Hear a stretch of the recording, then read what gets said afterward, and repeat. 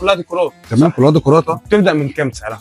يعني في حاجه بتبدا من 120 وانت طالع. يعني اغلى حاجه كام؟ اغلى حاجه عندي يكون دون، وعلى حسب الحجم طبعا. بالظبط. يعني الحجم كل ما صغر كل ما كان ارخص.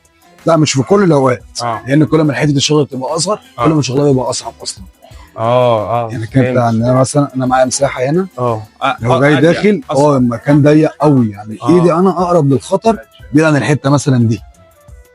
دي انا ايدي بعيده اتحكم فيها براحتي. دي بالنسبه كل ما كان الشغل دي اصغر كل ما تبقى اصعب.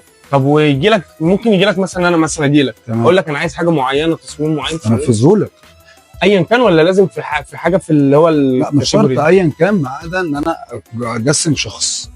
فاهم. اي حاجه ديكور انا عندي قبل عندي بنفذها، سواء ماتيريال بقى خشب، سواء قرن. يعني ده الماده دي ده قرن جاموس. طبعا كلها عارف الجاموس والبقر ده القرن بتاعه. انت اللي عامل كل حاجه؟ انا اللي عامل التصميم، بس مش انا اللي مشطبه.